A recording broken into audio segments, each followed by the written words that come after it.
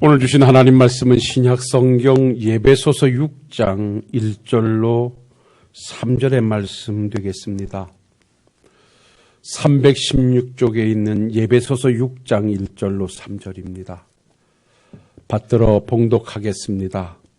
자녀들아, 주 안에서 너희 부모에게 순종하라.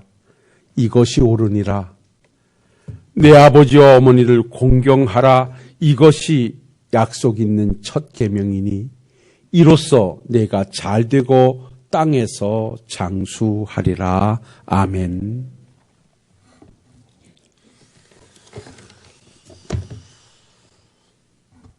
우리는 가정의 달을 시작하면서 어린이 주일과 함께 지난 주일 우리들의 가정은 누가 뭐라 해도 하나님을 섬기는 믿음의 가정을 만들어야 한다고 함께 말씀 속에 은혜를 나눴습니다. 우리가 믿음의 사람이 되어야 되고 우리의 가정이 믿음의 가정이 되어야 되는 것은 창조의 원리에 따라 하나님께서 창세기 1장 27절에 말씀하신 대로 하나님이 자기 형상, 곧 하나님의 형상대로 사람을 창조하시되 남자와 여자를 창조하시고라고 하는 그 말씀에 부응되어지는 삶이 믿음의 삶이요, 그리고 믿음의 가정을 만들어야 하는 것입니다.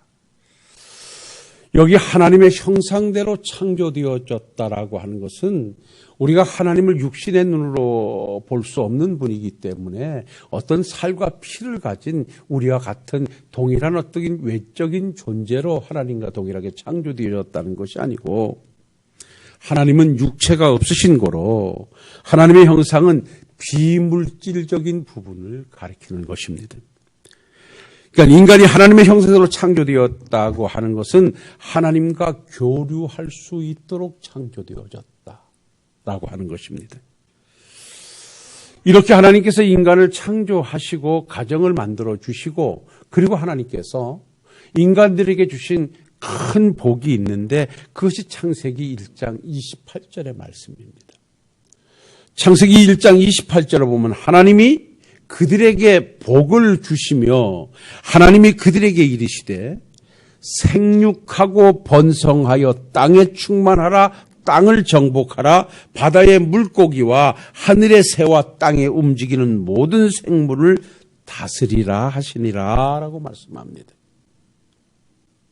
하나님께서 아담과 하와를 창조하시고 가정을 만들어 주시고, 그리고 그 가정에 하나님께서 인간된 가정에 복을 주시기를 생육하고 그리고 번성하고 충만하고 정복하고 다스려라, 이렇게 하나님이 복을 주셨다는 것입니다. 그런데 우리가 성경을 읽어가다 보면 하나님께서 생명체가 있는 생물들에게도 동물들에게도 이와 유사한 복을 주셨는데 그들에게는 생육하고 번성하고 충만하라고 하는 인간과 동일한 세 가지의 복을 주셨어요. 그런데 사람인 우리들에게는 그것을 정복하고 다스리도록 하는 또 다른 특권의 복을 하나님이 우리 인간에게 주셨습니다. 그래서 우리는 동물들을 다스려야 할 권한이 있고 모든 것을 지배할 권한이 우리에게 있다는 것이죠. 자, 그러면 제가 언제 시간이 주어지면 창세기 1장을 가지고 한번 말씀을 드리려고 준비하고 있습니다만은, 하나님께서 이렇게 하나님이 만들어진 피조물들을 우리에게 맡기셔서 번성하고 땅에 충만하고 생육하고 다스리고 정복하라고 하는 것은 뭐냐? 이것을 통해서 하나님의 영광을 위해서, 하나님 나라의 아름다운 건설을 위해서, 하나님의 거룩한 뜻을 펼치도록 하기 위해서 하나님이 우리에게 주신 또 다른 복이라는 것입니다. 근데 여기에서 중요한 것은 생육하고라고 하는 말의 원문은 팔아 이렇게 해석하는데요. 이것은 다른 것이 아닌 열매를 맺다, 열매가 많다, 다산하다, 가지가 만들어진다라고 뜻한 뜻입니다. 그래서 하나님께서 인간을 만드시고 생육하라고 하는 것은 생산하라, 자녀들을 많이 낳아라, 그리고 더 나아가서 거기서 번성하라고 하는 것은 많아지도록 해라. 충만하다고 하는 것은 여러분들이 아시는 대로 가득 채워가라 라고 하는 말씀입니다. 거기 말씀에 따라서 아담과 하와가 가정을 이루고 그 가정을 통해서 자녀들이 생산되어지기 시작하고 오늘날 전 인류의 인구들이 이렇게 편만하게 편성되어져 있는 것입니다. 이렇게 가정을 만드시고 다산하도록 축복을 주셔서 가정을 이루어 인간들이 형성되어지다 보니까 이 가정이 형성되어지는 과정 속에 하나님께서 최초로 만들어주신 그 가정에 하나님이 첫 번째 복을 주시고 법을 주시는데 출애굽한 이스라엘 백성들에게 하나님의 백성으로 살아가도록 그들에게 모세를 통하여 계명을 주시면서 그 윗계명, 첫 계명에서 네 계명까지는 하나님 앞에 창조되어진 하나님의 형상대로 창조되어진 인간들이 하나님을 어떻게 섬겨가야 할 것인가에 관한 말씀을 주십니다. 그것이 아시는 대로 나 외에 다른 신을 만들지 마라. 그리고 나 외에 다른 신을 섬기지 마라. 그리고 안식일을 기억하여 거룩하게 지켜라. 여호와의 이름을 망령되이 일컬지 말아라. 라고 하는 하나님의 자녀된 자로서 하나님의 형상을 가지고 만들어진 인간으로서 하나님을 어떻게 섬겨야 할 것인가를 하나님께서 계명으로 주시고 그 다음에 인간관계에서 가정을 형성하고 생육하고 번성해서 인간의 관계를 가지고 가족이 형성되어졌을 때 그 인간들에게 첫 번째로 주신 계명이 따라합시다. 내 부모를 공경하라. 이것이 약속 있는 첫 계명이라고 오늘도 본문에서 말씀하시고 그렇게 하면 내가 이 땅에서 잘되고 장수하리라.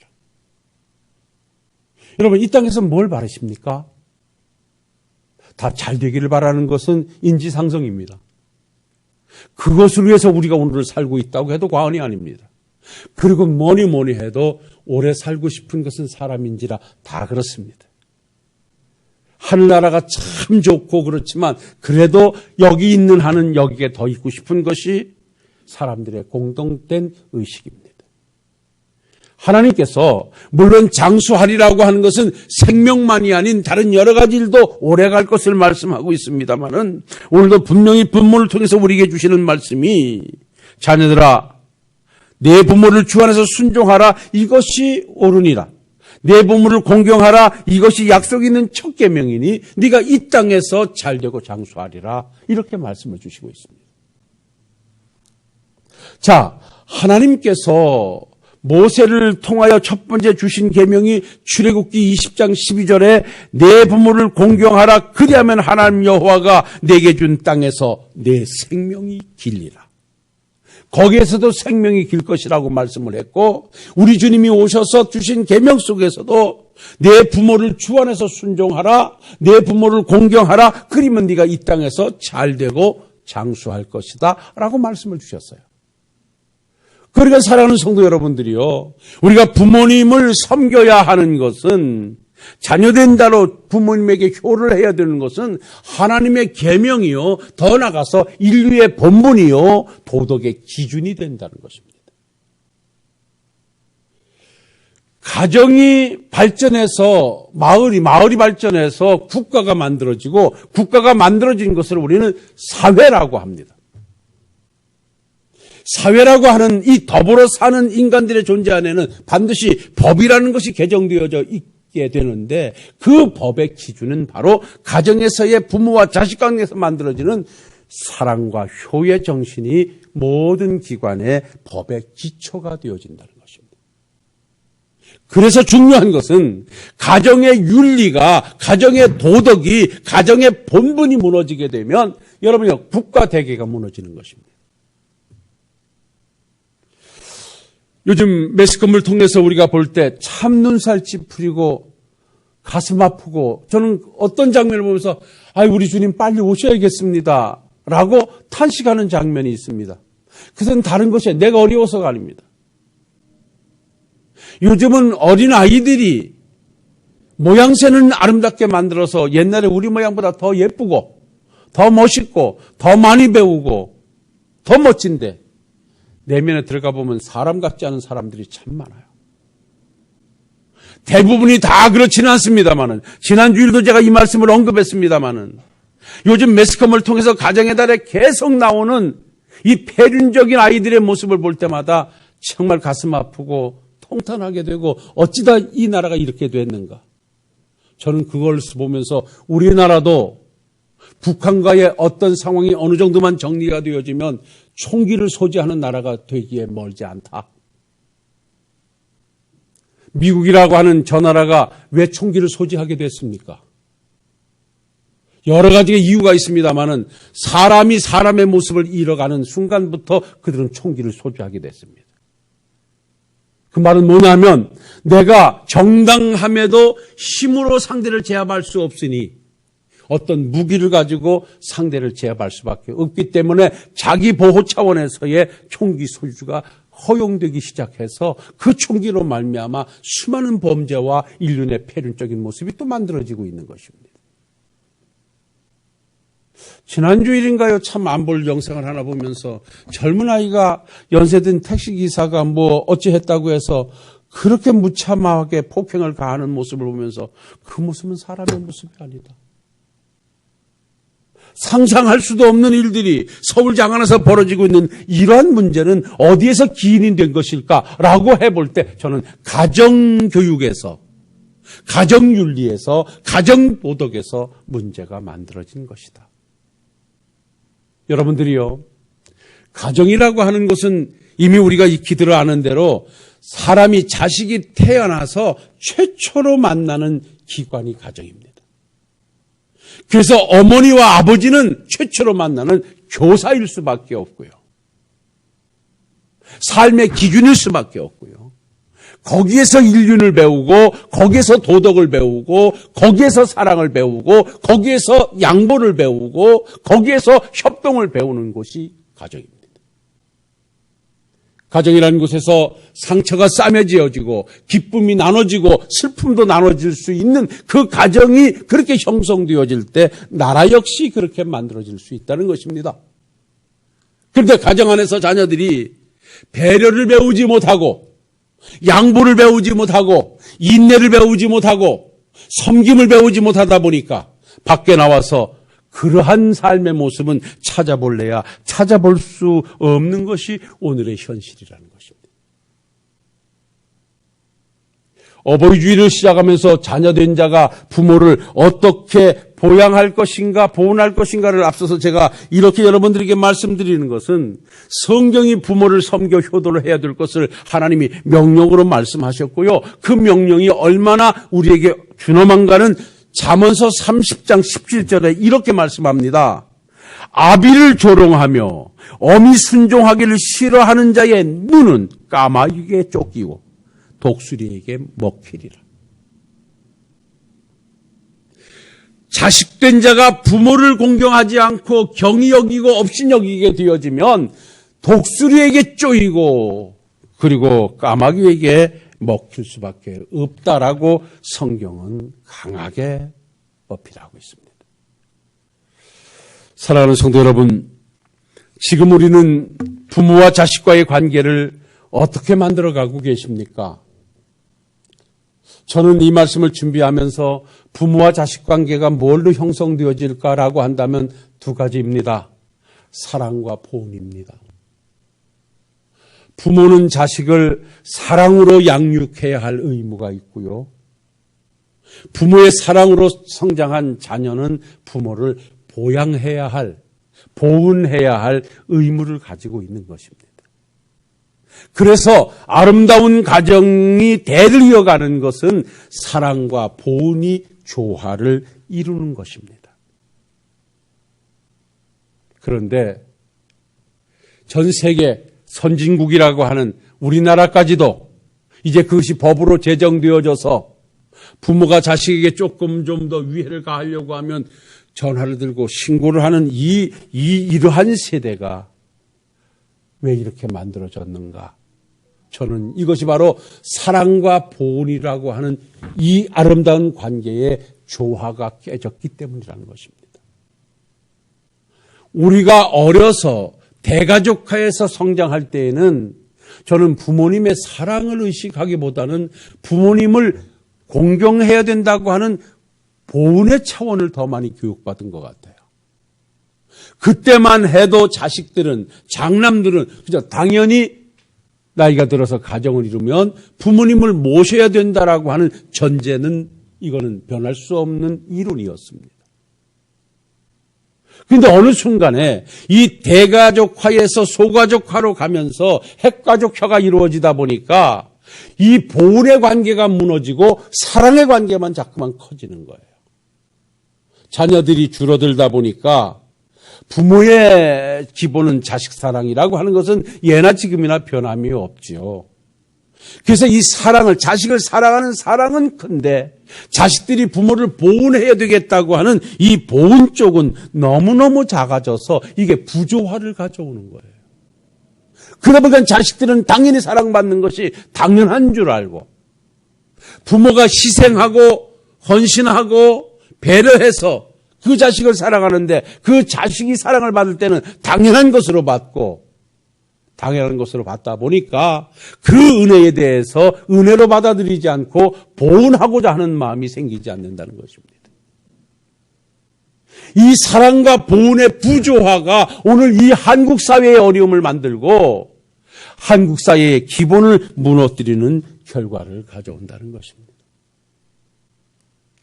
그래서 이 시간은 부모가 자식을 사랑해야 되는 사랑을 논하기보다는 이제 우리 모두가 자식된 입장에서 과연 부모를 어떻게 보훈해 갈 것인가, 어떠한 자세로 부모님과의 관계를 아름답게 만들어 갈 것인가 라고 한다면 좀 더 연세 드신 부모님을, 나를 낳아 길러주신 부모님을 한번 깊이 생각해 놓고 그 입장에 찾아가 보는 것입니다.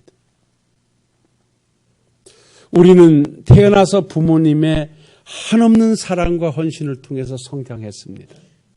그러나 내 기억 속에 내 부모님이 나를 키우면서 귀찮다, 힘들다 말한 것을 들어본 적이 없습니다. 근데 왜 귀찮고 왜 힘들지 않았겠습니까?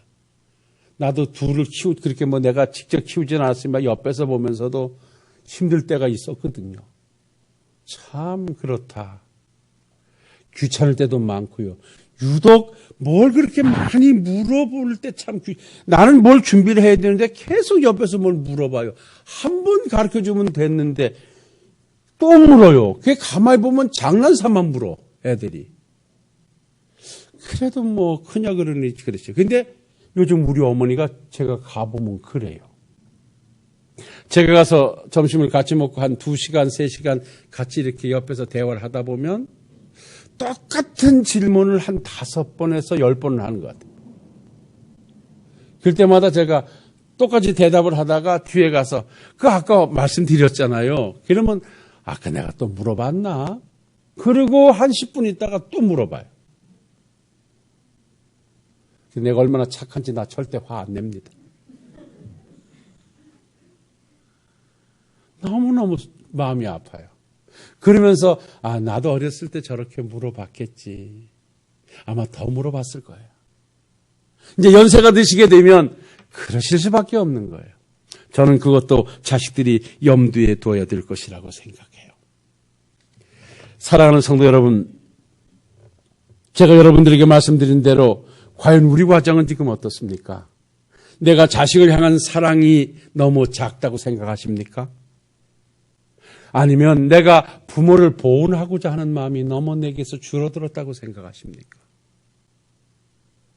오늘 이 시간 이후부터는 자식 사랑은 그냥 자연스럽게 내게서 만들어지는 것이고 부모에 대한 보호는 내가 자연스러운 것이 아니라 힘을 다해 만들어야 할 내 자리입니다. 연대신 많으신 부모님이 언제든지 정정하게 그대로 계실 것 같아도 그러지 못할 시간이 언제 올는지 아무도 모르는 것입니다. 자식된 입장에서는 조금 더 급한 마음을 가지고 부모님을 보양하고자 하는 그러한 마음의 자세가 우리에게 요구된다 할 것입니다. 자, 그렇다고 하면 이제 본론에 들어가서 결론을 빨리 맺어보지요. 우리가 서로를 통해서 가정의 아름다움과 국가와 사회의 아름다움이 가정의 효에서부터 만들어진다고 말씀했다면 이제 우리는 내 낳은 부모님을 어떠한 자세로 그 섬김을 다해 보호해야 할 것인가 라고 하는 것입니다.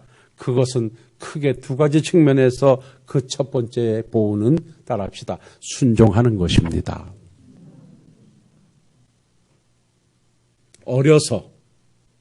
어려서 철저하게 부모님의 말씀에 순종하는 것이 효도입니다.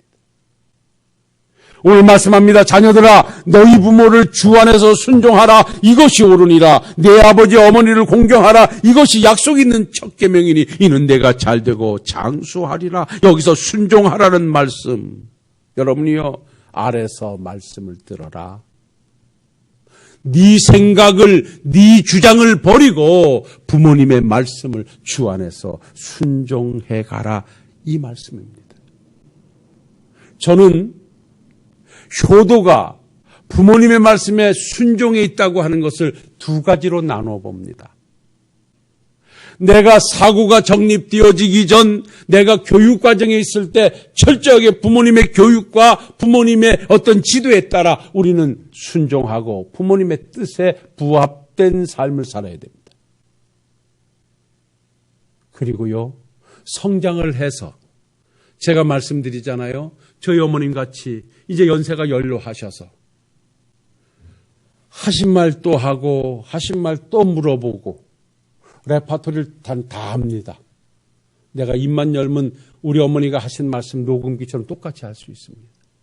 그런데 거기서 뭘 보냐 하면 여기 주 안에서 내 부모에게 순종하라고 하는 말을 지금 어떤 바른 사고와 어떤 것을 가지지 않으시고 지난날 아픔, 지난날 좋았던 것, 당신의 어떠한 공적, 당신의 보상심리, 당신의 아픔 이런 걸 가지고 자식을 만들 때마다 계속 말씀하시는 부모님의 말씀을 어떻게 순종할 것인가. 이 순종은 따라합시다. 들어드리는 것이다. 이 순종은 들어드리는 것입니다. 그것이 옳고 그르고 그 기준이 아닙니다. 내가 어려서는 부모님의 말씀에 교육에 따라 그 말씀을 따라 순종해서 배워간다면 내가 나이 들어 내 어머니가 연로하실 때 그 부모님의 말씀은 들어드리는 것입니다. 동참해드리는 것입니다. 공감해드리는 것입니다. 이것이 바로 효도의 한 방법이라는 것입니다. 그것은 맞습니다. 안 맞습니다. 그것은 하신 얘기입니다. 그것은 틀린 얘기입니다. 이렇게 옳고 그름을 가릴 것이 아니라는 것입니다. 그렇습니까? 그러셨습니다. 옳습니다. 왜요? 그것 가지고 내 사고가 흐트러지거나 내 삶이 흐트러지지 않기 때문에 그렇습니다. 그래서 자식된 입장에서 부모님에게 효도를 다하는 이 보온의 자세는 어려서는 부모님의 말씀에 따라 순종하는 삶을 살고 나이 들어서는 부모님의 말씀을 들어드리는 것이라고 하는 이 사실을 가슴에 새기시고요. 잠언 23장 22절에 너 낳은 아비에게 청중하고 내 늙은 어미를 경히 여기지 마라. 이것이 하나님의 명령인 거로 부모님의 말씀에 순종으로 그 보온을 다해 가시는 우리 식구들이 되시기를 주의 이름으로 부탁을 드립니다. 그리고 또 한 가지 부모를 보온하는 방법은 따라합시다. 공경하라. 지금 이것이 바로 우리가 실천해야 할 보온의 방법입니다. 여기 공경하라고 하는 이 말씀의 원뜻은 티마오라는 뜻인데요. 이것은 값을 지불한다, 값을 정한다, 존경한다, 살해한다 이런 뜻입니다. 공경하라고 하는 것은 그런데요. 이 말씀의 뜻은 뭐냐? 완불이라는 뜻이 아닙니다. 부모님이 나를 사랑으로 길러주셔서 그 은혜에 보온하는 삶이 공경하라 했는데 그 공경은 값을 지불하는 것이고 사례금을 드리는 것이고 대가를 드리는 것인데 이것은 완불이라는 것이 아니에요. 여러분이 부모님의 그 사랑을 어찌 자식된 자가 완전하게 다 보온할 수 있겠습니까? 여러분이요. 내 생명을 다한다 할지라도 부모님의 은혜에 여러분의 완벽한 보온은 완벽한 지불은 있을 수 없는 것입니다. 그래서 여기서 공경하라고 하는 것은 다른 말이 아니라 감사와 본이란 말로 기록이 됩니다. 늘 감사한 마음을, 고마운 마음을 가슴에 품어라. 이것이 부모를 보온하는 것이다. 감사하는 마음을 품고 보온하는 마음을 풀 때 그 보온의 방법은 각자 자기 위치에서 할 수 있는 방법을 가지고 보온해가는 것입니다. 부모님이 자식들의 효를 받을 때 가장 편안하고 즐거운 것이 뭐냐면 그 자식의 형편을 아는 거로 그 자식의 형편에 맞추어서 부모님에게 다가올 때 부모님들은 가장 마음이 편안하다는 거예요. 지금은 자식이 하나 둘이라 모르겠습니다만은 제가 저희 가정 얘기를 강단에서 좀 안 하려고 하는데 해서 죄송합니다. 저희 어머니가 8을 낳다 보니까 거기서 어떤 놈은 요거 입으로 하는 놈이 있어요. 그게 나야 거의. 어떤 거는 손발이 돼서 공경하는 것이 있고 어떤 자녀는 그저 물질로 보내서 공경하는 자식이 있고 그래요. 제가 그럽니다. 내 하는 방법으로 다 똑같이 부모님에게 효를 하기를 기대하지 마라. 강요하지도 마라. 내가 할 수 있는 부분을 가지고 최선을 다할 때 아름다운 조화는 만들어지는 것이다. 마치 교회에서 하나님을 섬길 때 다 동일하게 다 장로님들처럼 그렇게 섬길 수 있는가? 그렇지 못하다. 각자 위치에서 내가 할 수 있는 그 위치에서 그 역량을 가지고 섬김을 다할 때 교회가 교회되어지고 아름다워지는 것이다. 마찬가지로 자식이 부모를 섬김에 있어서도 그러한 자세이면 다 된다는 것입니다. 그래서 우리는 부모를 어떻게 보호해 갈 것인가 순종하고 나가서 공경하는데 그 공경은 값을 지불하는 것이 아니라 감사와 보온의 마음을 품고 내가 무엇을 가지고 내 낳은 아버지와 어머니에게 기쁨과 즐거움을 드릴까? 정말 우리가 부르는 그 어머니의 노래 나실 때 괴로움 다 잊으시고 기르실 때 밤낮으로 애쓰는 마음 진자리 마른 자리 갈아누시며 손발이 다닳도록 고생하시네. 하늘 아래 그 무엇이 높다 하리요 어머님의 정성은 가히 없어라 라고 우리가 이 노래를 부르면서 가슴 뭉클하다고 하면 과연 내 낳은 부모님에게 나는 어떻게 다가갈 것인가? 어떻게 공경할 것인가?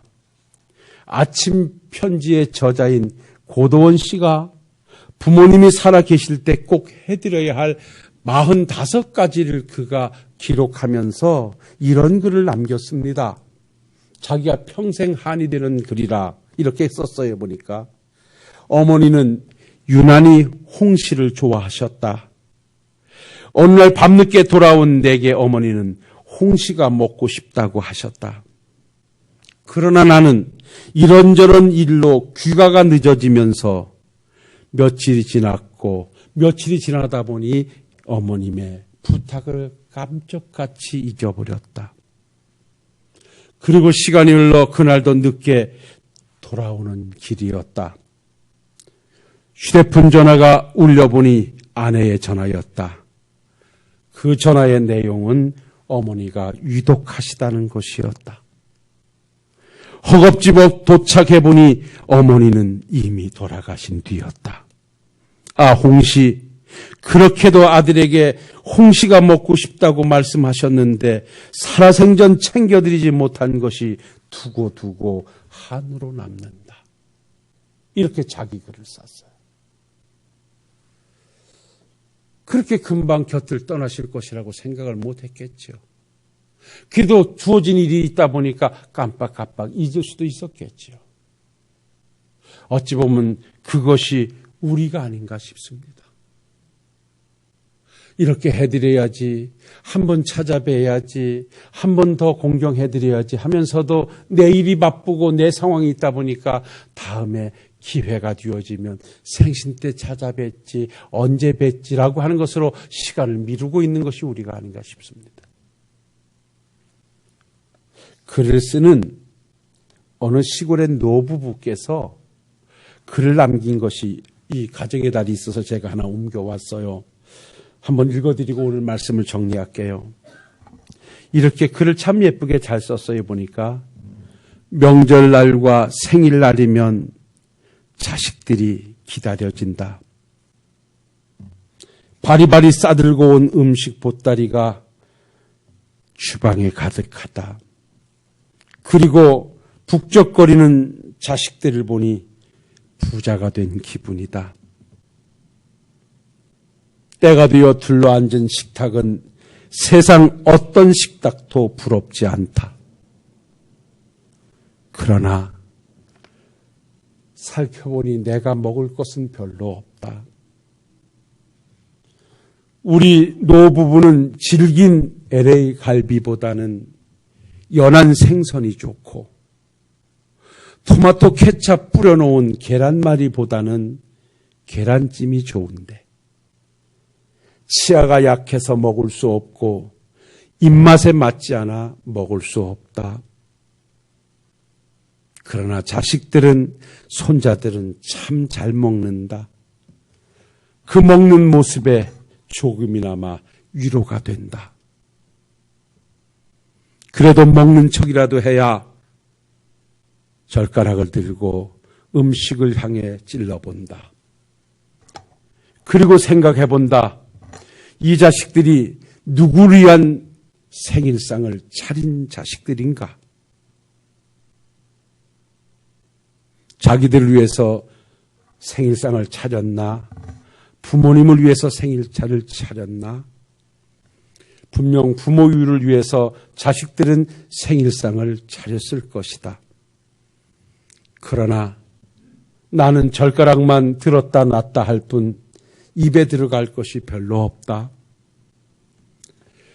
식사 자리는 끝나고 뭐가 그리 바쁜지 불이 나게 자식들은 제 집으로 돌아간다. 그것도 남긴 음식 바리바리 싸들고 다음 명절 때 뵙겠다고 앞다투어 인사하며 모두가 내 곁을 떠난다. 자식들의 생일상 앞에서 내 마음의 허전함은 무엇 때문일까? 그리고 고마워해야 되고 기특해야 하는데 내 마음에 찾아오는 섭섭함은 무엇 때문일까? 분명 자식들은 부모님의 생신을 차려주기 위해 없는 시간 쪼개어 내려왔을 것이고 내려오는 길에다가 교통비, 연료비 뿌렸을 것이고 음식장만 하냐 많은 돈도 꽤나 들었을 터인데 그 음식 만드냐고 수고와 헌신 또한 적지 않았을 터인데 그러한 자식들의 사랑을 받으면서도 왜 내 마음은 허전할까? 내 마음은 왜 섭섭할까? 나이 탓일까? 마음이 좁아서인가? 잠시 있다가 떠난 자식들이 아쉬워인가? 오늘 생일상 앞에서 그들이 섭섭한 이유가 거기에 있지는 않다. 나는 안다. 생일상 앞에서 내가 왜 섭섭했는지. 그러나 말하지 않는다. 자식들에게도 들키고 싶지 않다. 들켜서는 안 된다. 왜? 생일상을 차려준 자식들이 섭섭해 할 테니까. 그리고 늙어서 추한 모습 보이고 싶지 않으니까. 이렇게 글을 썼어요.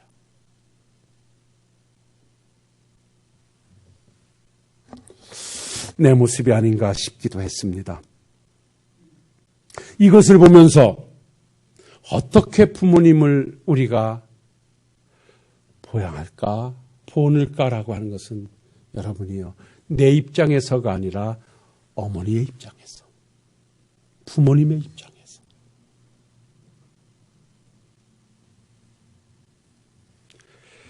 사랑하는 성도 여러분, 말씀 정리하겠습니다.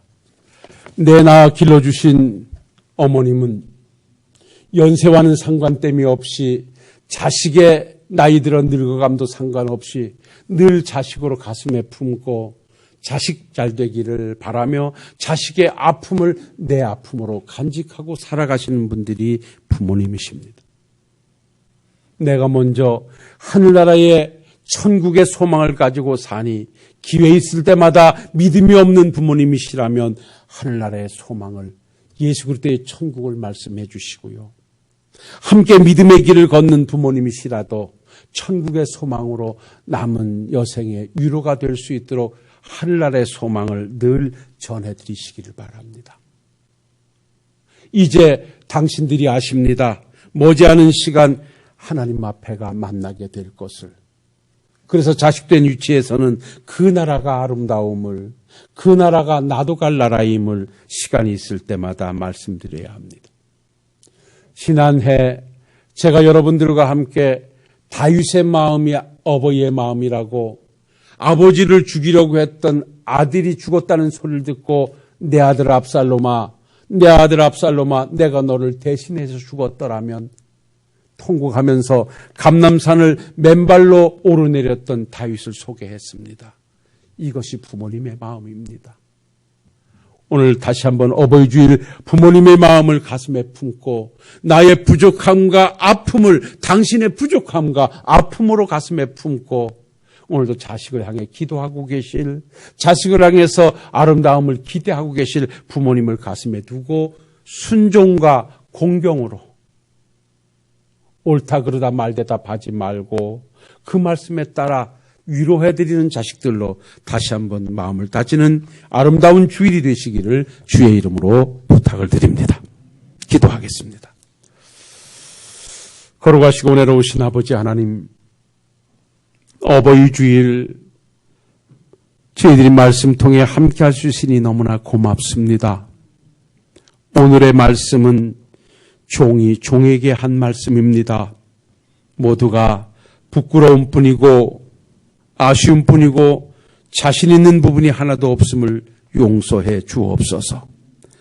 우리 모두 자식된 위치에서 다시 한번 부모님의 마음을 깊이 새기는 시간이 되게 하옵시고, 오늘 주신 말씀처럼 순종하고 공경하라는 말씀이 부모님을 보훈하는 일에 기준이 되게 하시고, 그 일로 섬김을 다하는 우리 사랑하는 귀한 식구들에게 이 땅에서 잘 되고 오래 사는 복을 허락하옵소서. 예수님 거룩하신 이름으로 기도하옵나이다. 아멘.